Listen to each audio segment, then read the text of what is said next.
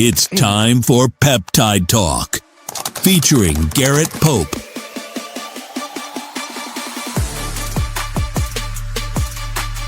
Now, here is your host, Joe Zapata.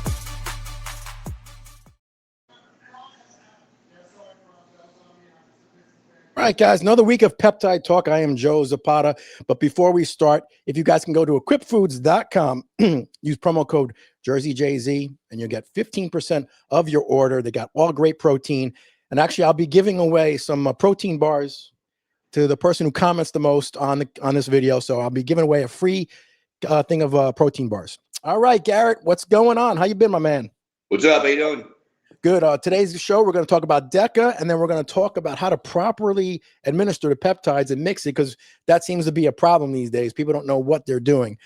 So first, let's get into Deca. That's actually very popular right now, Deca. So what is Deca Durabolin? What are the benefits, and what are the sort of the side effects? It's one of the oldest steroids around. It's popular again now. It was popular back in the day with Arnold and everybody. Arnold loved it. Arnold's big three were Deca, D-ball, and testosterone.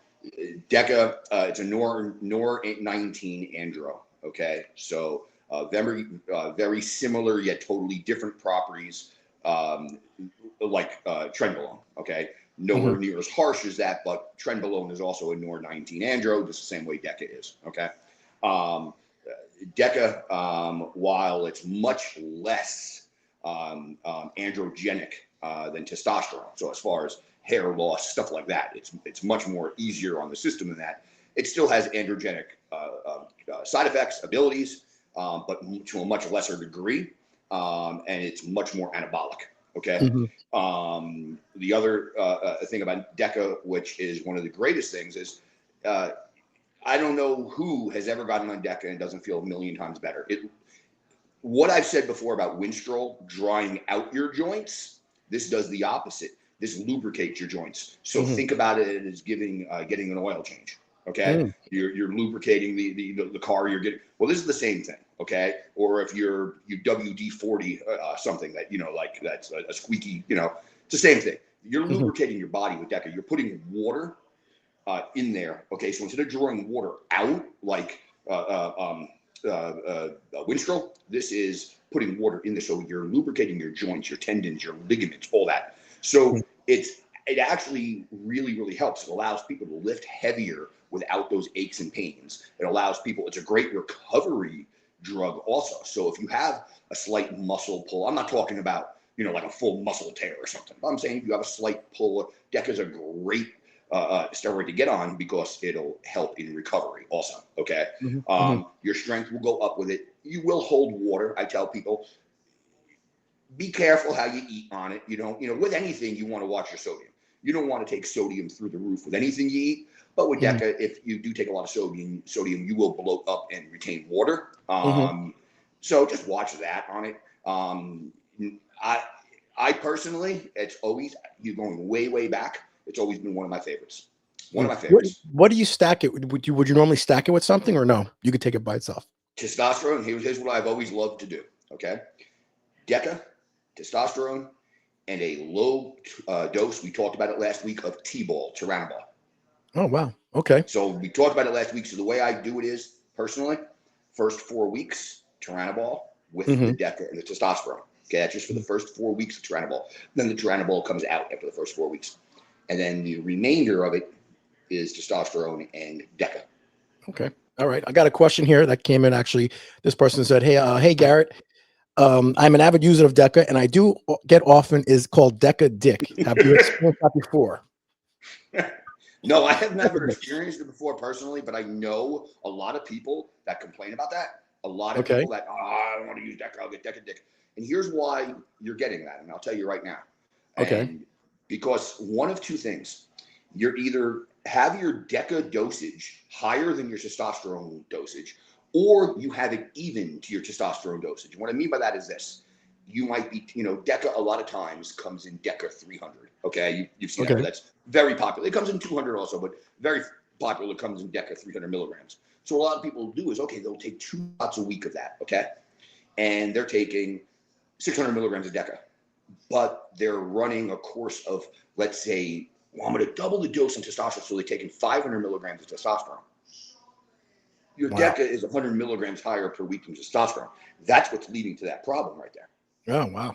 Okay. The way you balance that is your testosterone has to be higher. See, here's what I do. Now I use very, very low amounts of DECA when I do use it. And what I mean by very low amounts, I actually use 200 milligrams a week of it. That's it. I know people that use DECA 600 milligrams, 900 milligrams, 1200 milligrams. It's too much. Again, if you can get the benefits from it at the lowest dose you possibly can, why wouldn't you do that? You know what I mean? So what I actually do is when I run it, I grams of DECA and I run testosterone at 260 milligrams. So I raise that where I always stay at 200 milligrams of testosterone. If I'm using DECA, I'll raise it up to 260 a week. So it's 60 milligrams higher than the DECA. You will have no issues whatsoever. It's most people will run it even equal to one another, or they'll run it without realizing it. Their DECA will be higher, and that's what's leading to that problem right there. That's that issue right there. That's the easiest way to prevent that and not have that is a simple. That's how you do it. That's the easiest way to do it. All right, we got another question here that came in, and this is from Rebecca, and she says, "Hello, Garrett. I know women who use DECA. Is this common, and should women take it?" No, women should not take it. Yes, women use DECA. Women should not take DECA, and here's why. The androgenic properties, it viralizes in women very, very easily. And what that means is viralization of a particular drug in a woman will give the woman masculine side effects. So, for example, one of the things is the hair growth, okay? They'll get unwanted hair growth. So what we'll actually see is, you ever see the women with like almost the mustaches? Okay? Yeah, exactly. That's from DECA will do that to them. It'll give them unwanted hair growth on their arms, on their face, I'm not talking about, oh wow, I'm getting luxurious hair on my head. No. Your hair growth, well, women don't want hair growth. Arms, hands, face, stuff like that. The second thing is it will deepen. A lot of people think right away, oh, well, it's testosterone that's deepening a woman's voice. DECA does that. DECA does that also. So if women take DECA, that will lead to deepening of the voice. And we've all heard it before. We've all, you've been at Strong and Shapely. I trained at Strong and Shapely for years upon years. I can tell you the amount of women in there that, honest to God truth, you have to turn around because I thought Razor Ramon was in there. Hey, yo. So yeah, with the deep voices and all that stuff. So I would, wait a minute, is that Razor Ramon? No, it's just some chick. You know what I mean? So it will deepen the voice. That's another thing. Another thing it will do is loss of breast tissue. Okay. Now, when it comes to female bodybuilders, most of them lose their breast tissue anyway because their fat gets down so low. That's why they hit implants. Okay. But still, if you're just talking, you're gonna lose breast tissue. That's another viralization issue. The other viralization issue that you're gonna have to worry about, I'm gonna be blunt right here, is clit enlargement. Okay. So women don't even realize this sometimes. They don't think that's a side effect. They don't think it, and that's from viralization. Okay. Again, a masculine side effect. So I don't know if you remember. I don't think we were hanging out at the time, but we might have. Do you remember she competed and all that? I used to date her up in Jersey.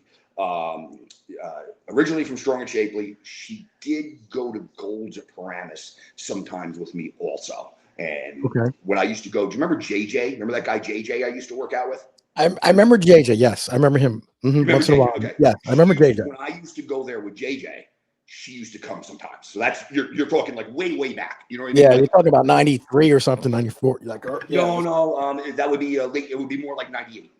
98? Okay, I don't remember. 98, 97. It was when I was first started going there with JJ, because JJ stopped going there with me in 2000, I think. So it was late 90s. And maybe it was early 90s. I don't I remember that. But I just remember she was going there, but she would come every once in a while. Because if you remember, when we were going to Gold, sometimes it would be you, me, and Sonia. Remember? Yeah, sure. Okay. Before you, it was me, JJ, and this girl that I was dating at the time. And she would compete and all that, and she had the way we met one time because we were both competing in the same show. Okay, that's how we met. So anyway, so I dated her for a while, and make a long story short, yes, she used a variety of things.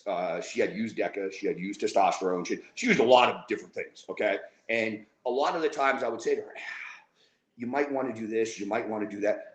I'm going for my pro card. I've got to do this. But okay. So after a while, you're in a dilemma because it finally came the day where I had to decide: do I lick it, do I suck it, or do I jerk it off? Wow, that's how big it got, huh? It was like a baby carrot. You ever seen the little bag, the bags of the little baby carrots? Yes. It was like a baby carrot.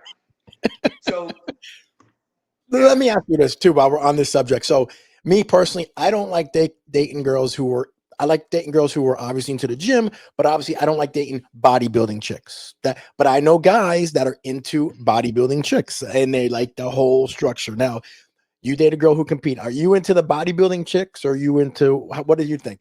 No, more fitness. That's, I've dated a lot of girls who've been fitness competitors. Okay. That way. Okay. Fitness models, that type of thing. Okay. I've dated 2 girls that actually did female bodybuilding. Okay. Okay. And that was it. But one went kind of hardcore. The other was like borderline. Oh, I don't know, what should I do? Should I physique? Should I do body? You know what I mean? This girl had a lot of muscle on her body, but she was trying to streamline. You know what I'm trying to say? So she didn't know where she wanted to be. And me personally, no. Somebody who works out in the gym, somebody who takes care of their body, somebody who looks like they work out by all means. You know what I mean? But not somebody where it's like you're hugging a dude. You know what I mean? Yeah, Like, exactly. You know what I'm saying? Like, I don't want to, like, where you're hugging a dude where, no, that's not. It has to be feminine still. You know what I mean? I don't want her voice to be deeper than mine. That's an issue. You know what I mean? I don't want her thing down there to be bigger than my thing. That would be an issue. So there's little things like that. You know what I mean? Gotcha. But no, I'm not really the hardcore. Like, I'm just going to use, for example, and I know this is like dating myself, but like, the Linda Murrays, the Bev Francises, no, not at all. You know what I mean? Okay. Not at all. Okay. The only female bodybuilder I ever, she had black hair. She was in the early 90s. For the life Rachel of me, McLish? Rachel what? McLish? Rachel McLish? No. She was after her. Oh, okay. I don't know. She had black, and she was Canadian. I thought she wore them the North Americans. I could have sworn she came from Canada. Met her at Strong and Shapely once, and I'm not going to lie. Now I was a kid. I guess I was 17. She was around like 24, 25 at the time. I'm not going to lie. I thought she was extremely feminine and attractive for being a female bodybuilder, full bodybuilder. Yeah. She kept a lot of structure. She kept a lot of femininity to her. But for the most part, no. I like somebody who works out. You know what I'm saying? Yeah. And don't get me wrong. I've dated people also who have just been, normal, just softies. You know what I mean? Like, tee, like both very, Yes. but no, not the hardcore bodybuilders. Whoever always, it's been my whole life. You got to take some type of interest in the gym. You got to be in the gym somewhat. You can't just be a couch potato. You know what I mean? Yeah. You can't just be like, eating chips and shit, and I'm busting my ass in the gym, and you're sitting not training at all, and then you complain, I don't look the way I want to look. Well, who do you have to blame? Yourself.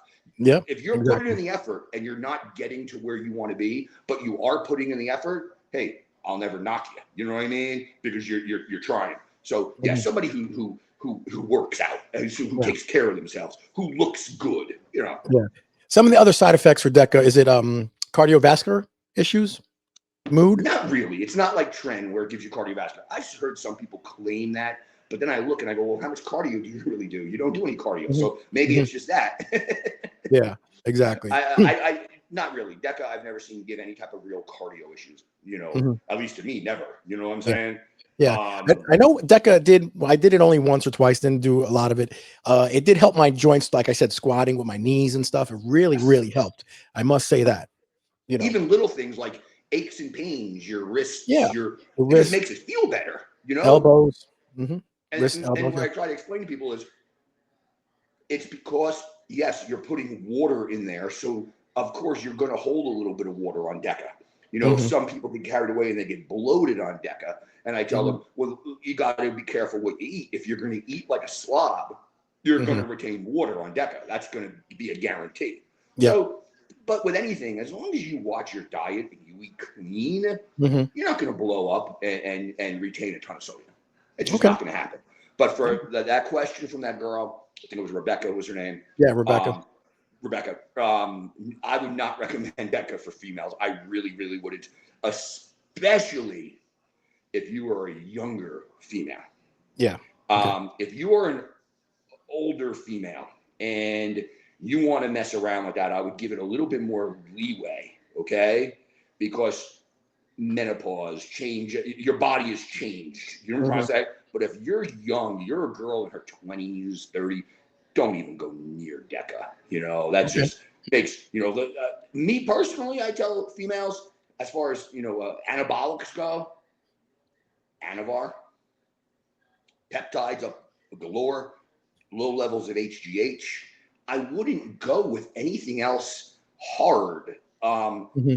You got to be real careful as a female. You know, as a Yeah. female, you got to be real, real careful. Anavar, you've got no issues with whatsoever for a female.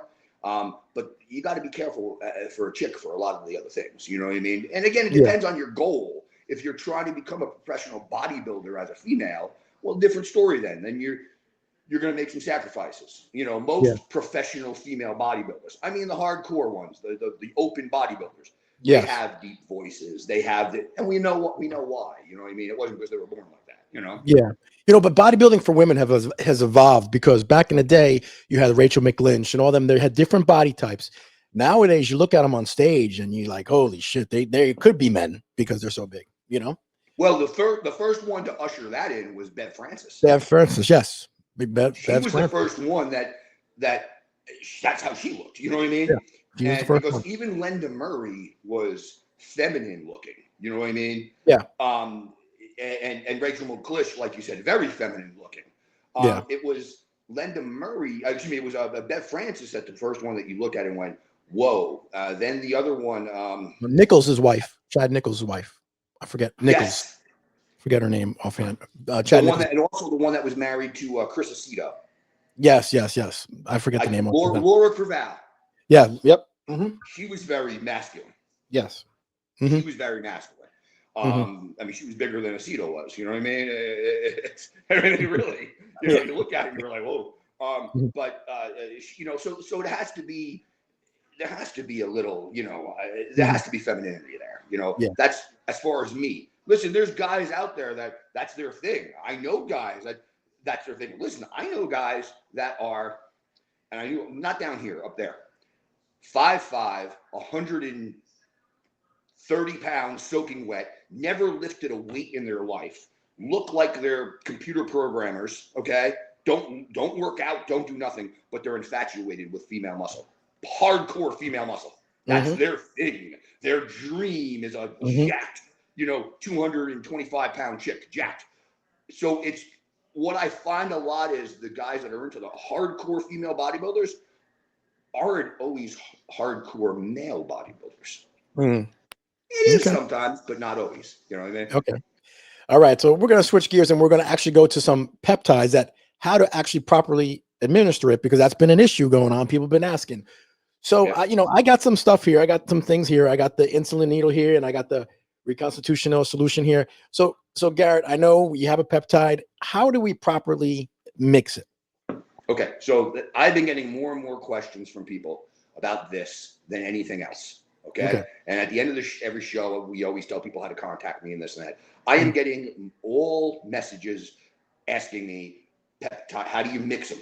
How do you figure out how much water goes in there? How do you fill out the milligram? You know, that's what a lot of people are reaching out to me and asking me about. Yep. So that's why I said, okay, I think this is important because I honestly feel there's a lot of people that are lost out there. Okay. Yeah, there are. As far as how to use it. Okay. So here's the first thing that people have to understand. They have to understand what milligram dosage they're going to use something at. So I'm going to use this for an example. Okay. Okay. Let's say you're going to use, I'm going to pick an easy one here. Okay. A really, really easy one. If you are going to use Glow, and I tell you, the bottle of Glow is a 30-day supply. Okay. All right. That bottle of Glow is a 30-day supply. You're going to take it every single day. Okay. How do I mix it? You put 3 mLs of water. So if you could hold that up right there, that would be 3 full. That goes up to 100. Yeah. 100, yes, 100 and unit, 100 units. Perfect. So that would be 3 full needles. So 3 full. So one big full one, then another big full one. 3 full of these. Okay. Can you hold the water up? Perfect. Of that right there. Okay. So, and make sure, this is what I tell people too, just hold that a little close. Perfect. You see right there where it says benzyl alcohol. Okay. That is so important. I tell everybody that. There's reconstitution solution. There's bacteriostic water. And then there's reconstitution solution with benzyl alcohol. You are fine with bacteriostic water. You are fine with reconstitution with benzyl alcohol right there. Those are both totally fine. What you're not fine with is plain old sterile water or reconstitution solution without the alcohol. And that is what we hit on a few weeks ago when Amazon is being sued.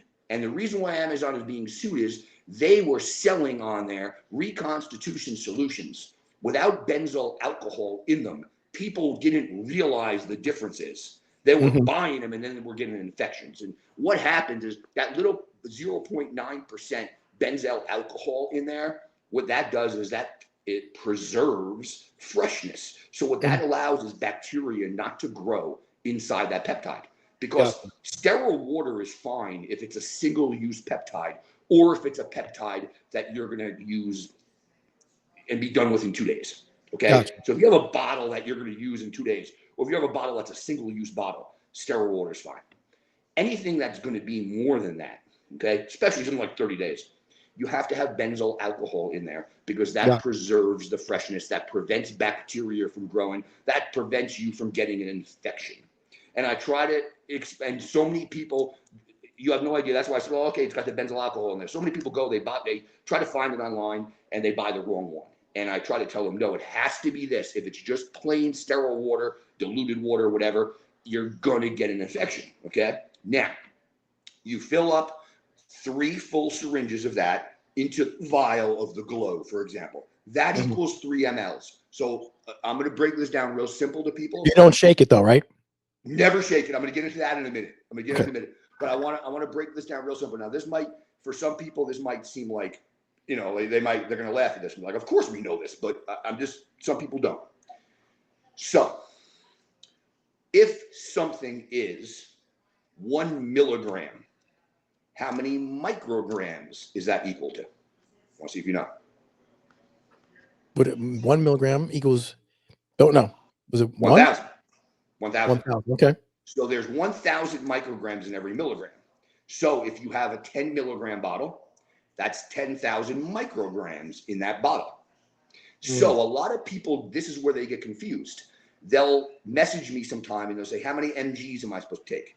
And I'll say, no, you're supposed to be taking mcgs, which is micrograms. Then they'll turn around and go, what does that mean? I'll explain to them.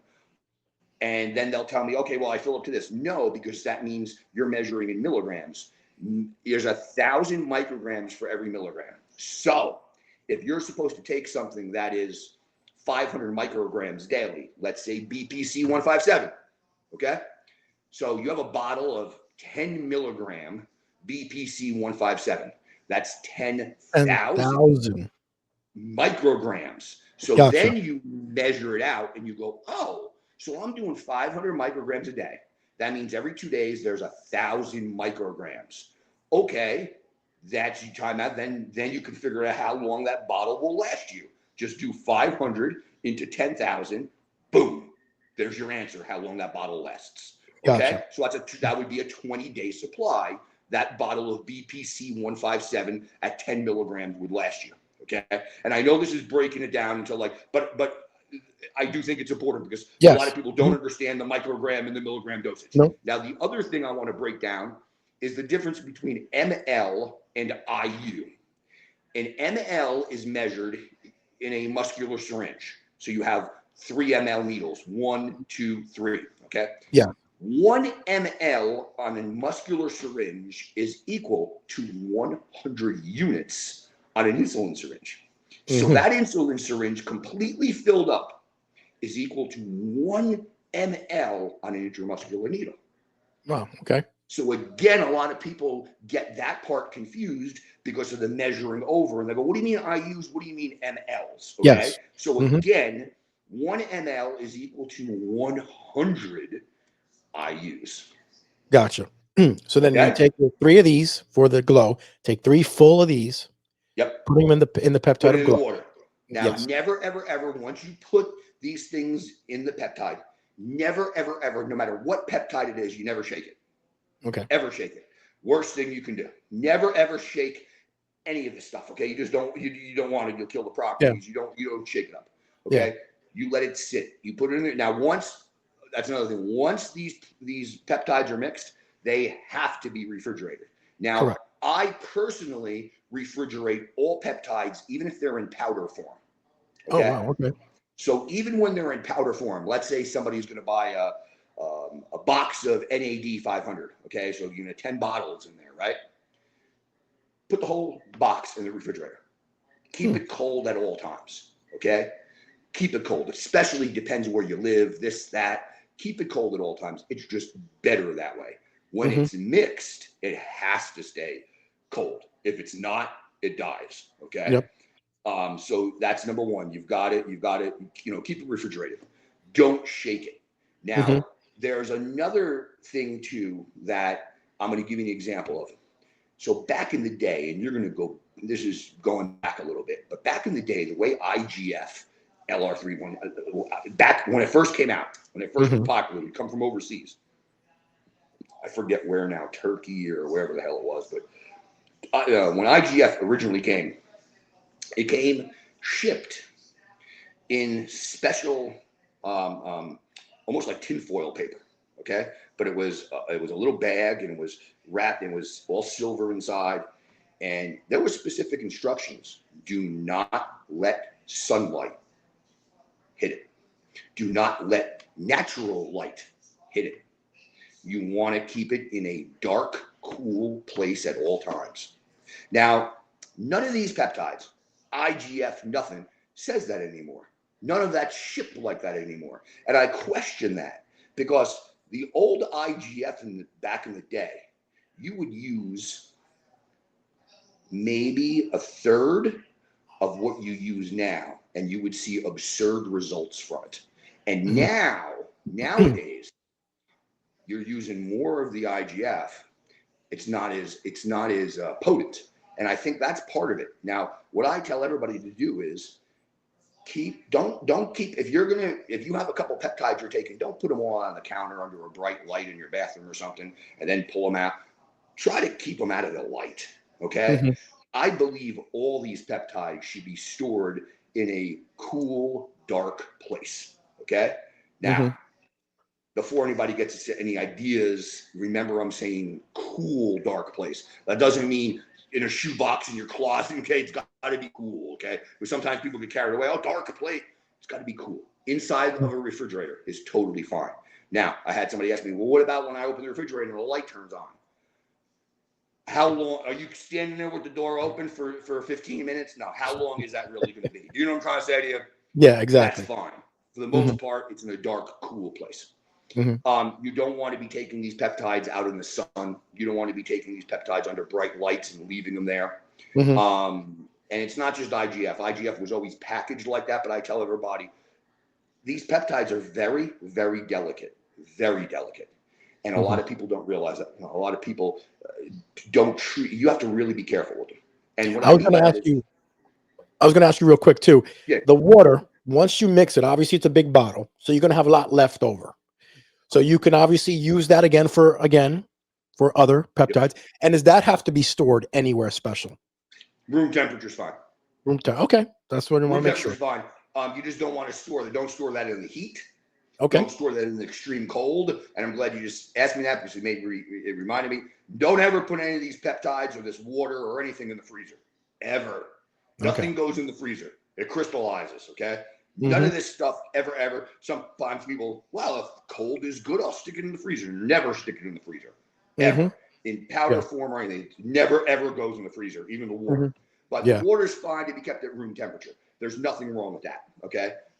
That's totally fine. The peptide, no, because that's the stuff that is alive property, you know? Now, when I tell people not to shake it, when I tell people don't leave it in the sunlight, it's not because it's going to do any damage to you. It's just because it's going to die. And then you're injecting yourself basically just with that water. You're basically just wasting your money. So while you're spending money on these products, why would you purposely let them die? And then you're either getting no effect at all or you're getting a much lessened effect. Yeah. And then where do you inject or like glow and stuff? In your stomach, correct? In your stomach, either side of the belly button, you pinch a little skin and you go right in there.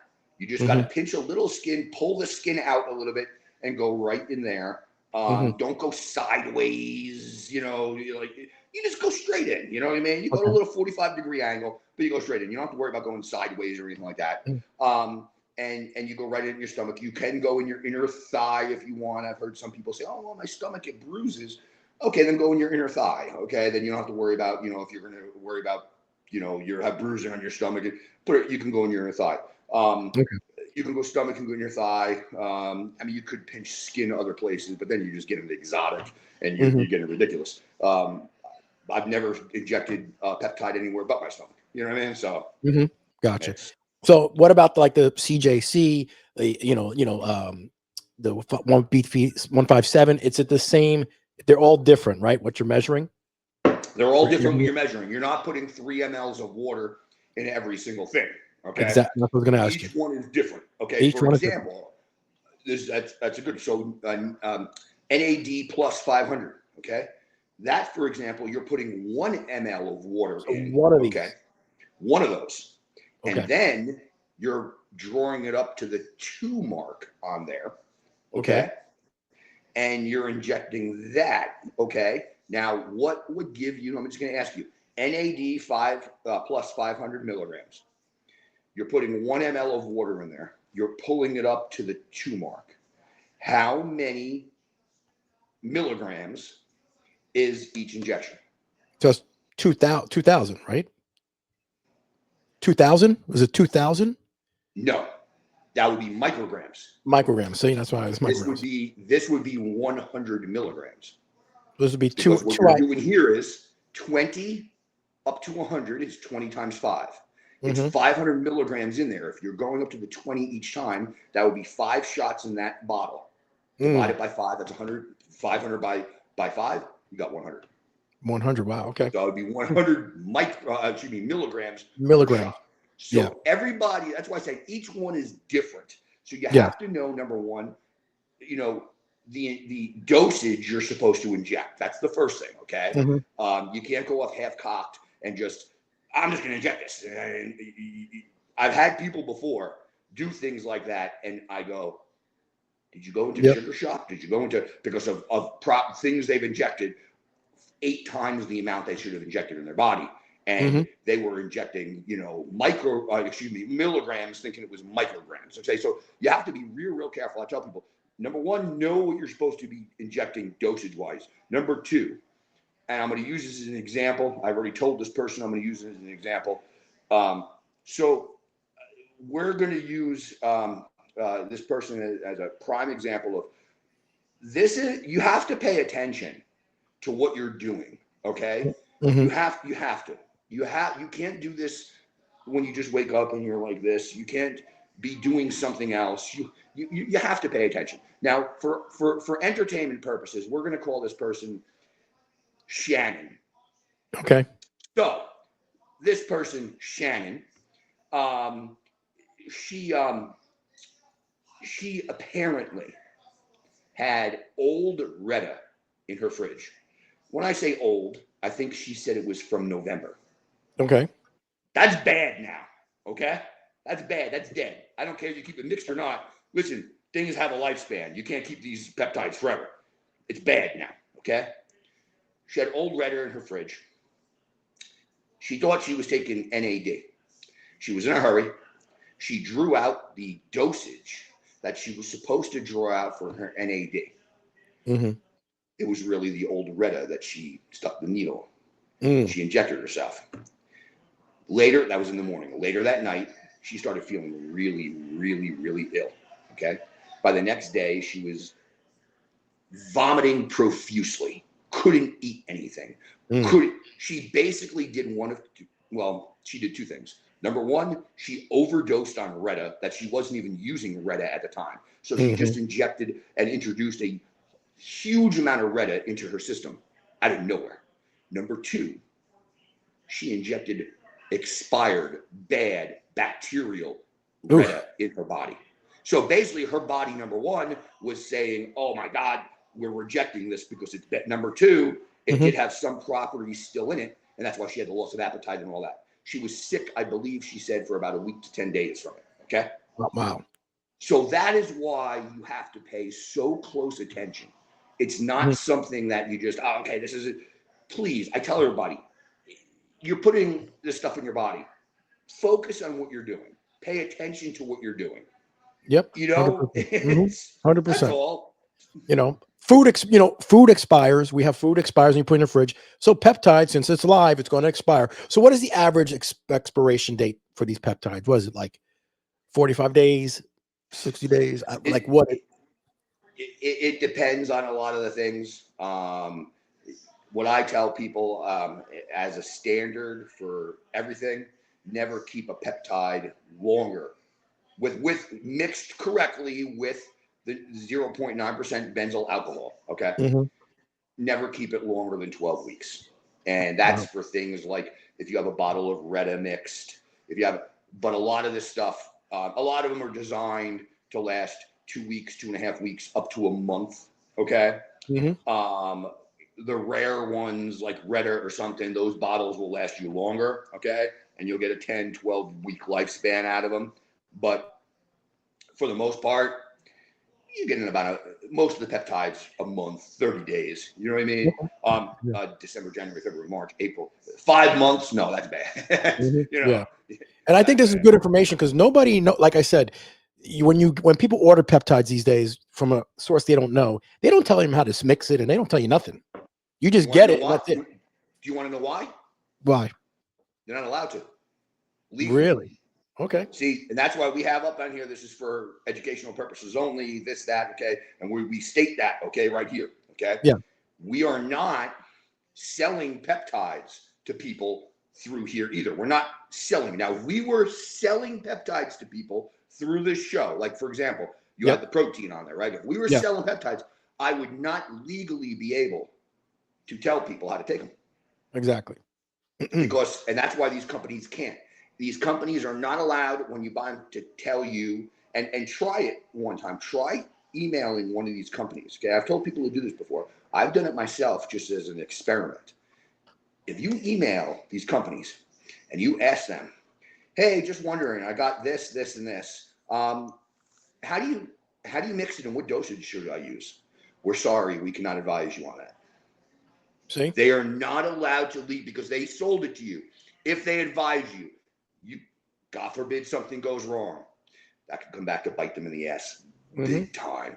Both legally being sued and legally being charged. Okay. So that's why I said, so if they sell it, they're not allowed to advise you on how to take it. And that is why they just leave you hanging. And a lot of people are just stuck there with their thumb up the ass going, what do you do with this stuff? What is the proper dosage on how to take it? What do you, and one of the things that I do with all these peptides first, before I even think about using a peptide, is do a deep dive on what milligram dosage is ideal. I break it down to male, female, body weight, everything, in pounds, in kilograms, in everything, because some of these peptides do, okay, if you weigh more, you should take more. If you weigh less, you take less, blah, blah, blah.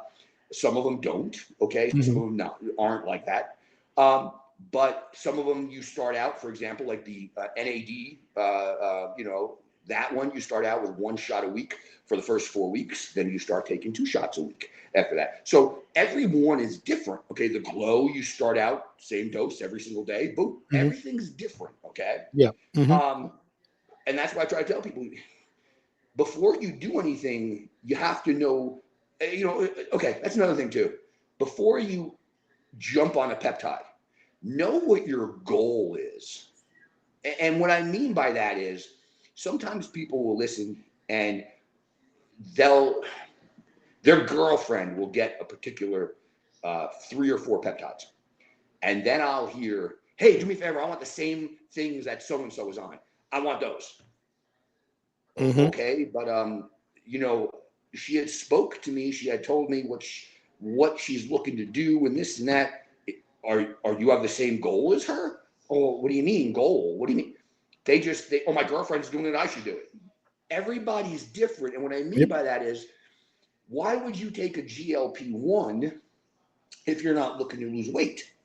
I would never personally, and I never have, taken a semaglutide or tirzepatide or rexatrutide, any of them.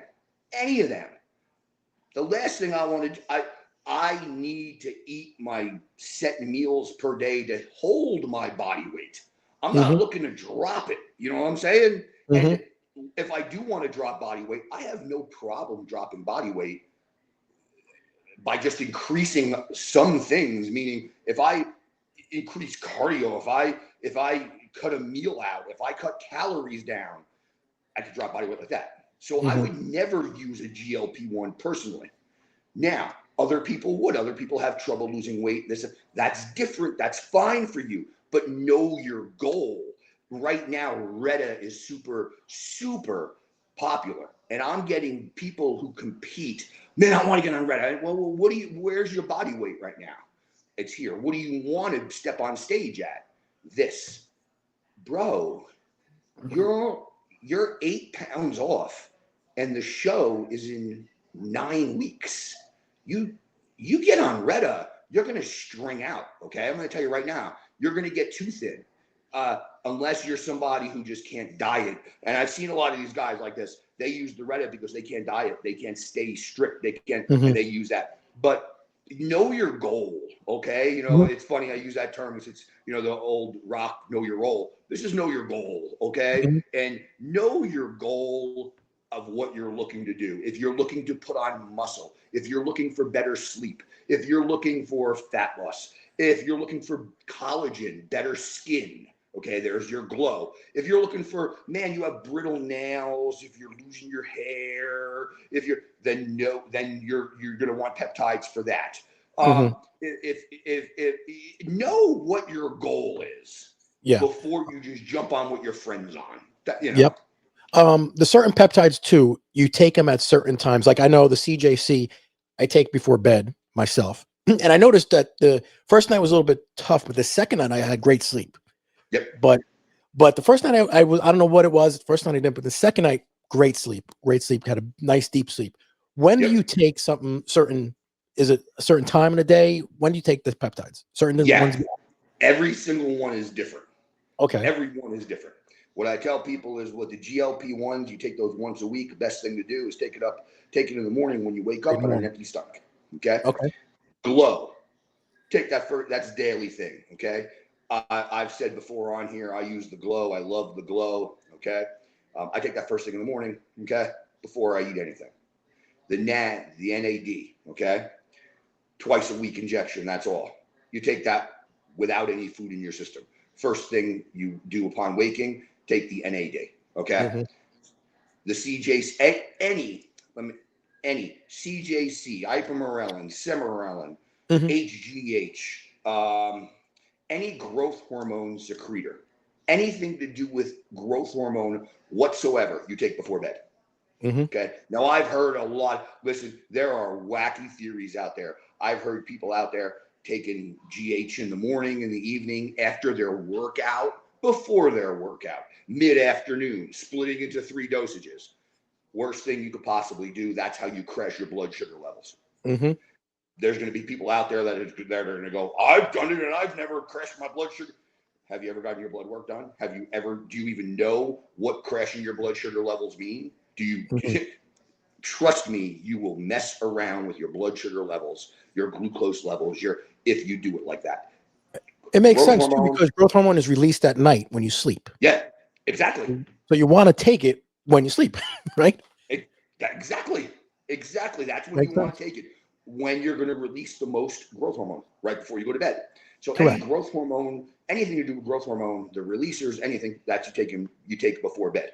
I'm trying to think of other ones here. Let's see, what am I missing? BPC. Okay, now if you're not taking Glow, if you're just taking BPC and TB500, and you're taking it for injury purposes, on that one, I like to take that if you're just taking that straight by itself. Again, not the Glow, just the BPC and TB.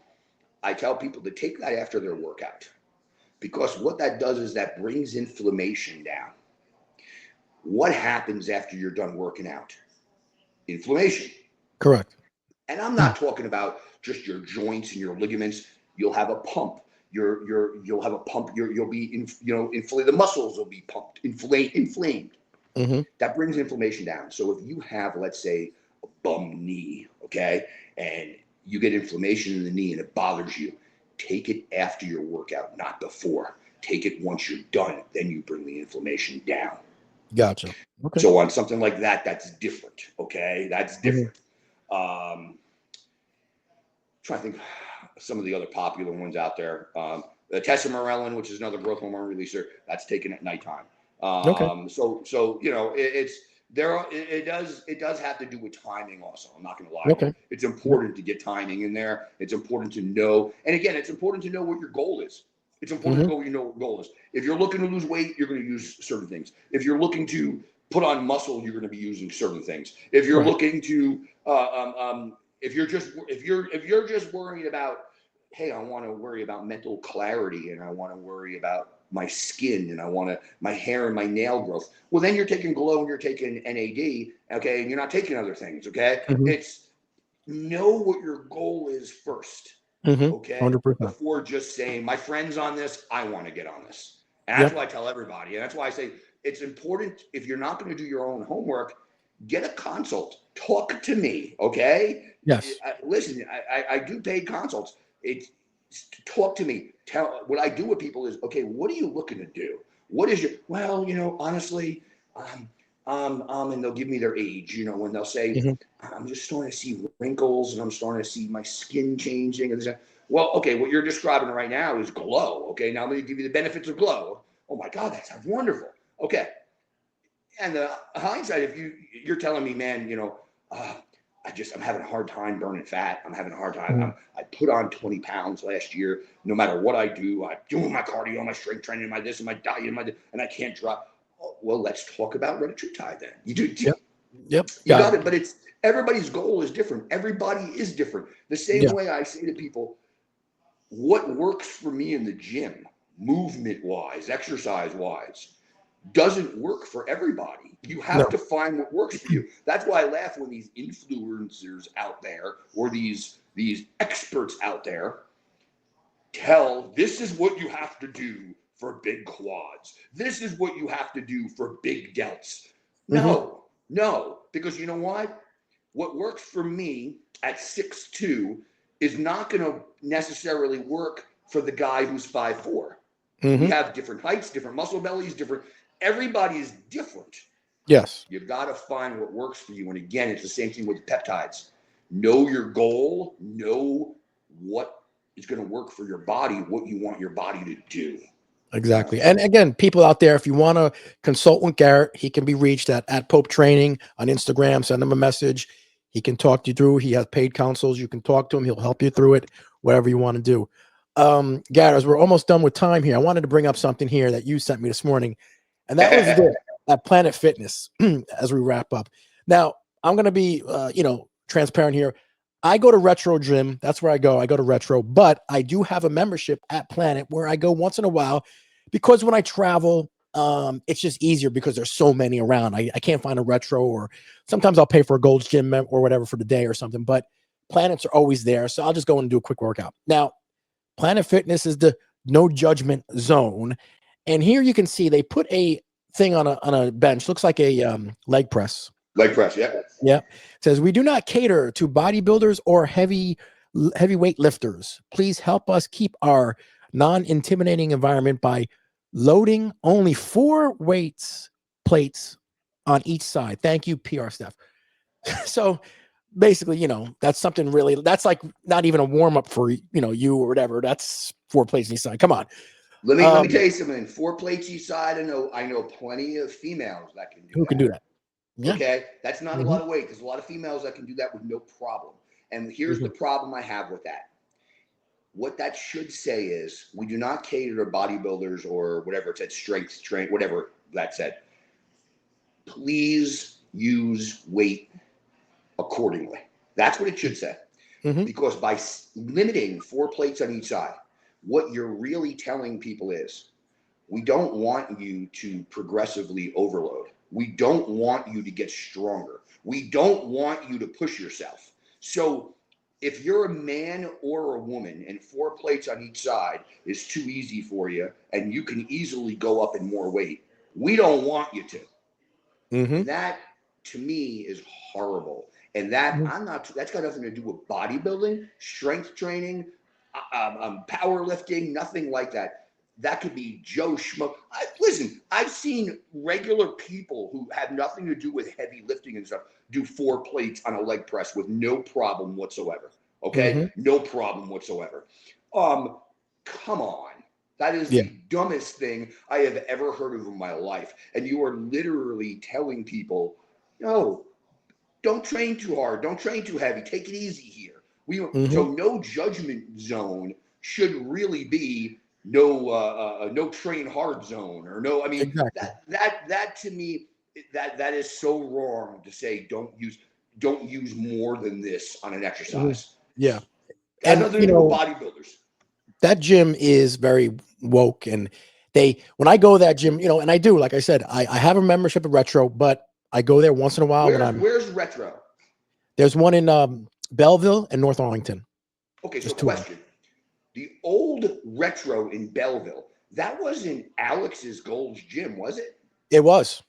Yes. I used to go there back in the day, let me see, like 2004 and 5. I used to go there. That was Alex's Gold. Does Alex still own it as Retro? No. Oh, okay. No. Okay. Different person now. Yeah. Okay, so because I remember that was as Gold's. That was an awesome gym. Yeah, it was. Yeah. We worked out at Gold's in Paramus, me and you, for a long time. Gold's in Paramus. But it was a different, because when we worked out, you had all the bodybuilders there, all the pro athletes there, and we were young, growing up. They would tell you, hey, you want to do this, you want to do that. They would show you how to do it with the machines. Planet Fitness, they do this thing once every August or something. Kids come for free. So you got all these 16 or 15-year-olds, as long as their parents signs them up for a month, they can come in and with their friend, anything they want for free, and they get to work out for free for the month. And they don't know anything about the gym. They break the equipment. They don't know. They're talking on their phones. They're sitting there taking pictures of their friends, racking the machine, seeing if they could be funny with it. It's a mess. And I hate it. I complained 100 times to the management. Unfortunately, I do pay, but I don't go because I do it when I go on vacation. I have to get quick workout. But it's a ridiculous gym. I don't like the whole process of it, but it's not the same like when we were going to Gold's and all that stuff. Different, totally atmosphere. Yep. You know what? And that's true. That makes no sense. See, okay, I'm going to say this. So I started training when I was 14 years old in the school, my high school's basement. Okay, that's where the gym was. Okay, and I was lucky, very lucky, because our football coach, one day, I didn't know what I was doing. I was 14 years old. Okay, I was a freshman, and it was after football practice. And after football practice, think about something. You're 14 years old. What are you going to do? You're going to be doing curls. Okay, of course. You're 14 years old. You don't know any better. So I'm doing bicep curls. And football coach goes into his office, and this was after everybody left. So I was in there, and what the coach used to do is he used to wait for everybody to leave, then he would come out and he would do his workout. Okay. once everybody went home. So he came out and there I'm doing curls, and he just stops and he looks at me and he goes, "Curls for girls." Tries I for didn't know guy. what he meant at the time. You know what I'm saying? I didn't know what he meant. And he just went about, started his thing, this, that. I didn't know what I was doing, but I did a couple things and I left. Next practice, I'm working out again. Well, what am I doing again? Now, today I'm benching and doing curls. Mm-hmm. He watched me maybe 3 days in a row. And he came up to me and he said, "Listen, are you going to be working out every day after practice?" And I go, "Coach, I want to, you know." So he goes, "All right, I tell you what." He goes, "You don't know what the hell you're doing. You're going to follow me, and I'm going to show you what to do. Okay? You're going to follow my workout." And he did a semi-Olympic style workout, okay? Not fully, okay, but he did more that style, more of like almost like a John Cena style. You know what I mean? It was he stuck with the base moves, the power moves, this and that. So he showed me a lot of things. He also taught me at 14 years old. Forget your biceps, forget this, forget that. That all can grow. The most important thing you can train is your legs. Legs, legs, legs. I never forget him saying to me, "You squat, you squat, you squat some more. You squat." And what he would do is he would tell me, so he would, you got another, now listen, in the grand scheme of things, in hypertrophy, in bodybuilding, doing 10, 15, 20 sets of squats in a workout is not, that's too much. But what he used to have me do is literally, "Okay, we've got 1 hour. We're just going to go back and forth. You're going to get as many sets of squats as you can." I would go, he would go. I would go, he would go. Now, again, he would correct my form. He would correct, which was priceless. Was priceless at the time. I didn't realize the education I was getting. You see what I'm saying? I mean, I'm going to be totally honest with you. I was getting more of an education from him than I was getting from any of my teachers in my regular classes, because this was stuff that I was going to stick with me for life. You know what I mean? Calculus wasn't going to stick with me. You know, what are you going to use that again? So he showed me everything had to, and basically legs, legs, legs. So he would go in his office, okay, and he had stuff to do. So he would do his set. He would go in his office to go to do something. When he goes to his office to do something, I would do my set, and I would immediately run over and grab dumbbells or grab a curling bar and try to get a couple sets of curls in while he was in his office. And he would come out and he would go, "You got energy left. Do another set of squats." So he's the one that taught me legs, legs, legs, legs some more, legs some more, legs some more. And he had me just pound legs. And it took me, even at the young ages of bodybuilding, this and that, it took me until about 28, 29 years old for my upper body to finally catch up to my lower body and even out. My lower was always light years ahead of my upper. And it took that long for it to even out. Now, I also was very lucky because then he helped me out immensely as a kid that was just, 14 years old. You know what you're doing. You know what I mean? At 16 years old, I started going down the street from Woodridge in Carlstadt, New Jersey. There used to be a gym called Body Renaissance. I brought this up before, okay? So that was within walking distance. So then what I started doing is I started going there for the first time at 16 years old in the summertime, okay? I would go down to walk to the gym every single day, walk home. Sometimes my mom would drop me off if it was feasible with schedule and stuff. And I would go and I would work out at Body Renaissance. And that was the first commercial gym I was in. And it was a smaller gym, okay? It was a neighborhood gym. And interesting enough, at the time, Bob Bonham lived literally around the corner from Body Renaissance in Carlstadt. Yeah, he lived over there. Yeah, he used to. It was every time when you'd walk by, you would always see the blue pickup truck, Strong and Shapely. I remember that as a kid, okay? And I didn't know what Strong and Shapely was yet because I didn't start going to Shapely until 17, you know what I mean?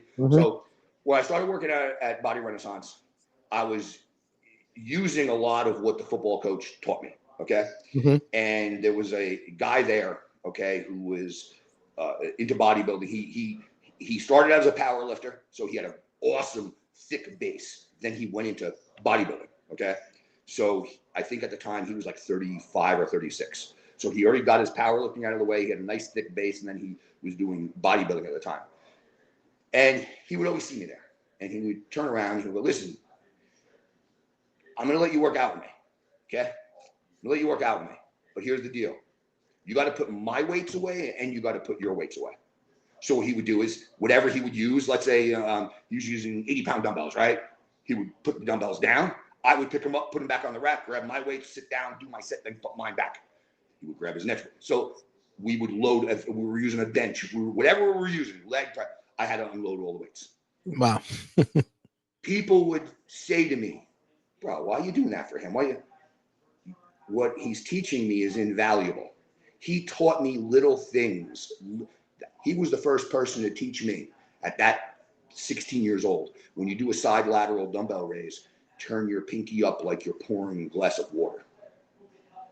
That's an old school trick. I would never, ever, he was the first one that taught me that. Hey, let me show you something. So he wouldn't just work out with me. He would keep a close eye on me and show me little tricks. So for me, putting all the stuff away and all that was totally, who cared? You know what I'm saying? It was invaluable. So. Yeah, and 100%, because back then, the things we learned back then, the kids today going to the gym do not know all that stuff. They just do not. They're lost. They're completely lost. They're and no one totally shows them. lost.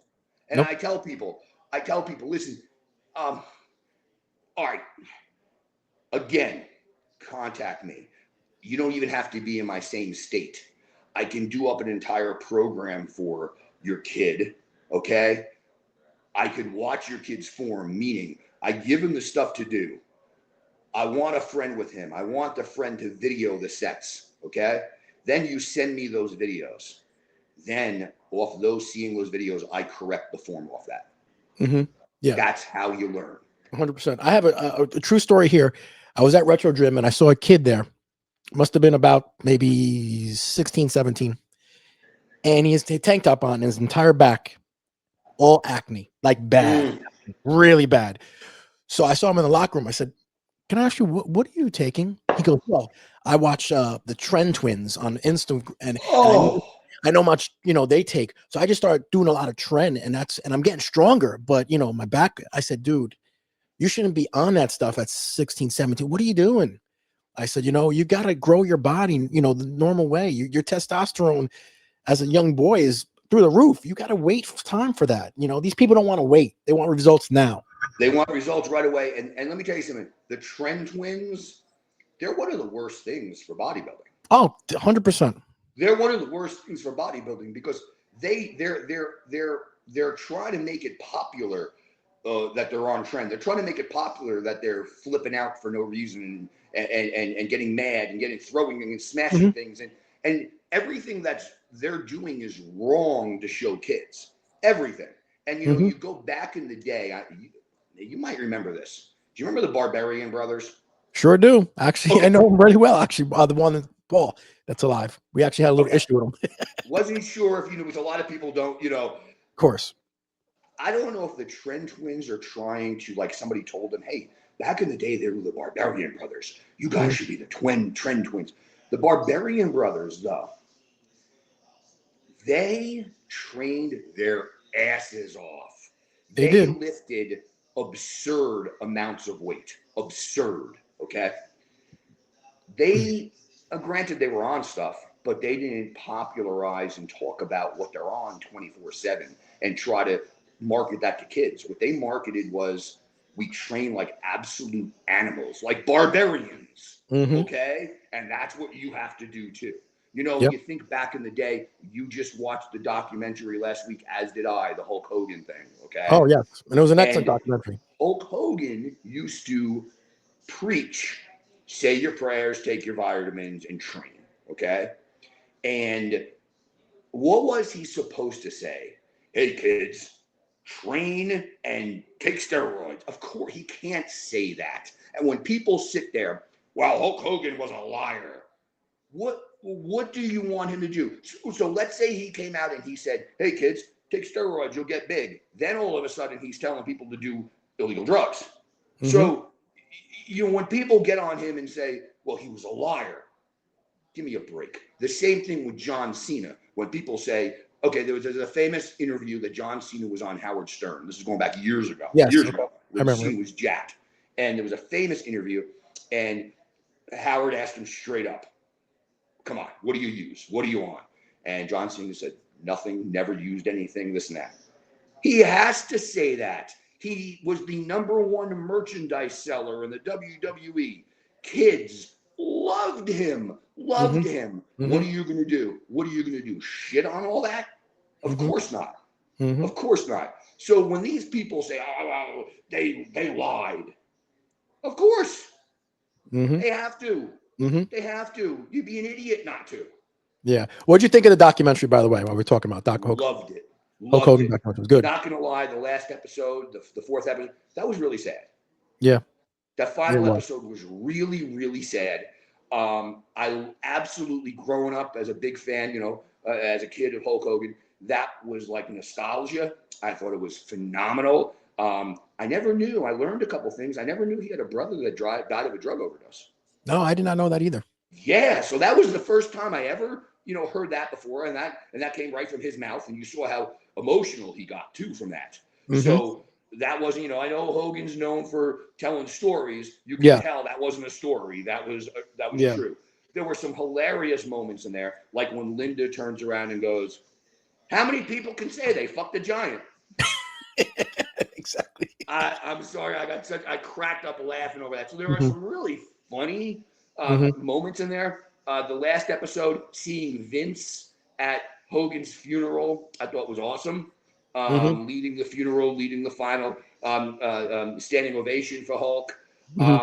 You know, and now this week people are coming out and you know, bashing it, and you know, there's one family member in particular who's a female who is that's not the real story. You don't understand. You know what?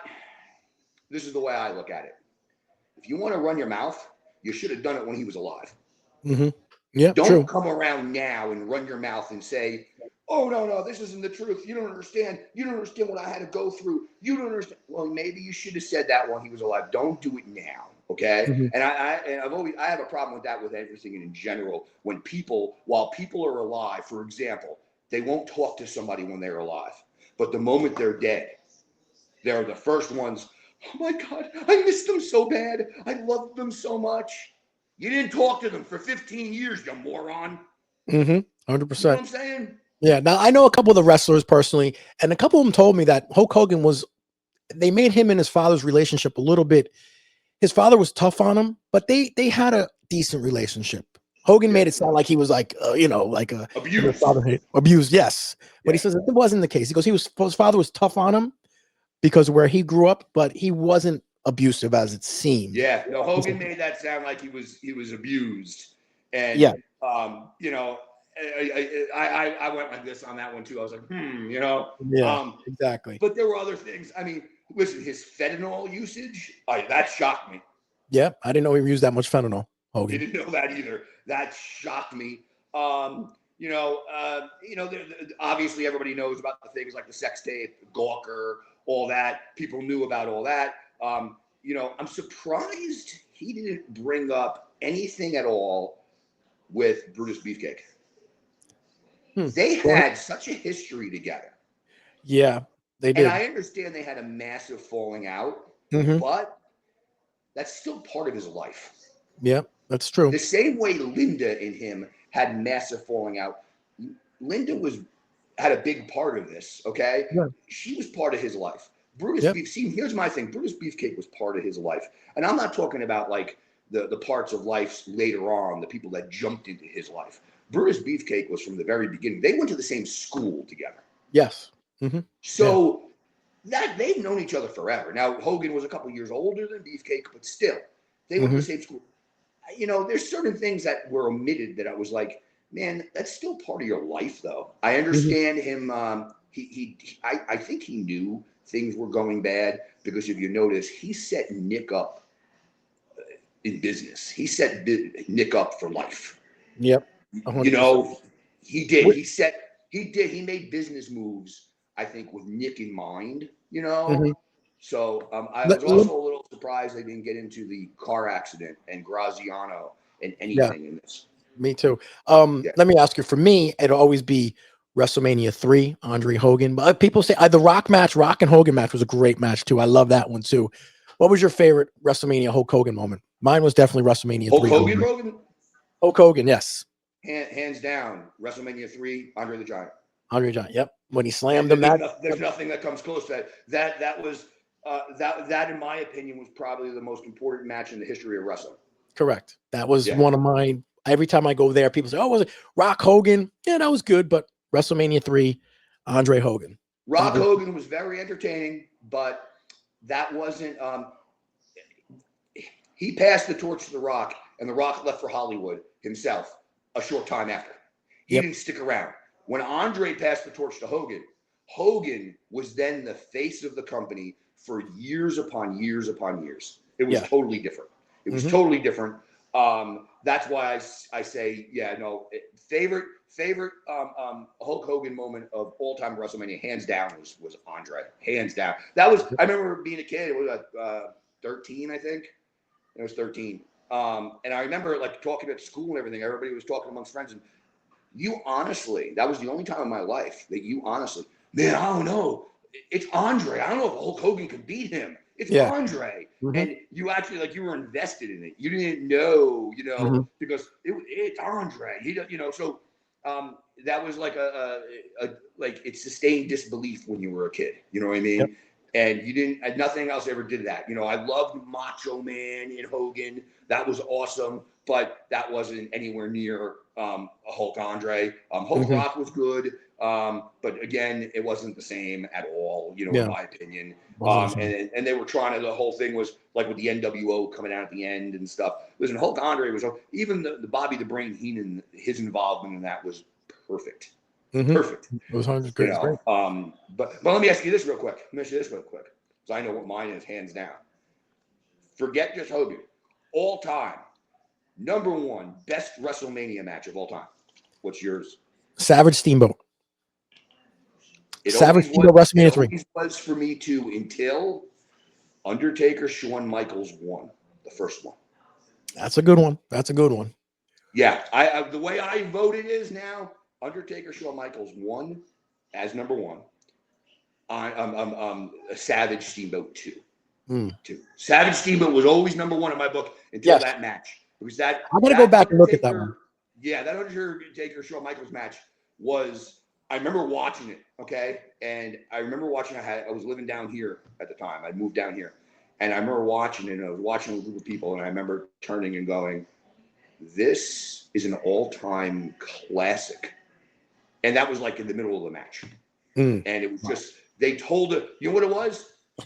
Even the entrances, Undertaker came with his all black from the ground. Shawn Michaels came from the top in all white.